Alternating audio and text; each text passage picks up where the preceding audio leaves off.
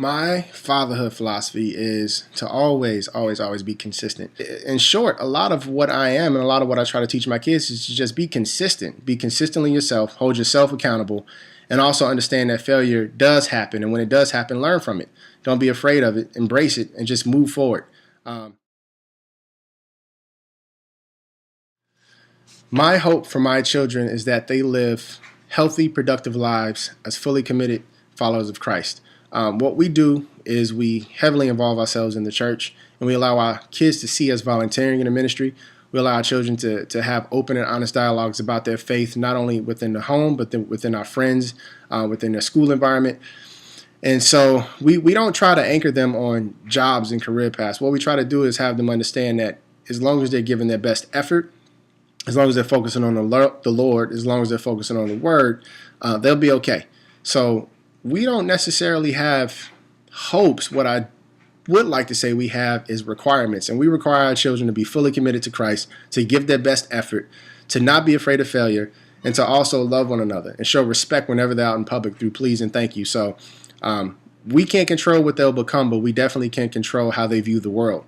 And what we put out in front of them, the media we let them watch, the music that they listen to, the books that they read, it all does help to build the foundation that we hope that our actions are building, which is for them to be fully committed to Christ. So in the end, it really comes down to our children living the dreams and living the lives that they see themselves living, and we just try to stand in support of that by encouraging them to be themselves and be unique. Children. Well, first we discipline them by wall squats. They work. I don't believe in spanking. I don't believe in yelling. I believe in physical activity. But physical activity, it also builds strength. And growing up in my household, having a military dad who also was an athlete, we would do wall squats. And that gave me time to really think about my actions. But at the same time, I was getting stronger through my pain. And that's what really life is about, is, gaining strength through your pain, gaining strength through your weaknesses.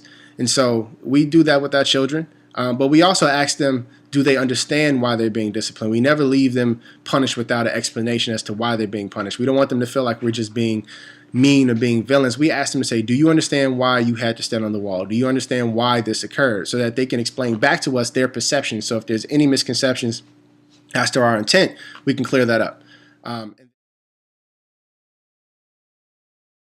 we listen to our children is not by their words, but by their actions. I'm a huge fan of looking at their environment and studying the things that they have in their backpack. The way that they organize their room, the way that they carry themselves. Body language is a huge indicator of their self-esteem and their morale. And so with my children, I'm constantly asking them, are you okay? How you feeling? How was your day? How was your day? How was your day?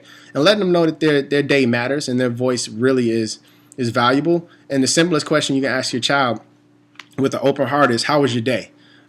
This means a lot to my son. This means a lot to my daughter, because it means that their voice matters, and we want to know how their day was, and we don't want them to feel that they can't come in and explain any setback or explain any worries they may have, but also that they don't have to feel like their story isn't important, because their story is our story, and they are a reflection of us. So we just ask them a lot of questions, and we also watch their body language and kind of read their behaviors from afar. So those are the best ways that we find ourselves valuable in terms of disciplining our children and listening to our children.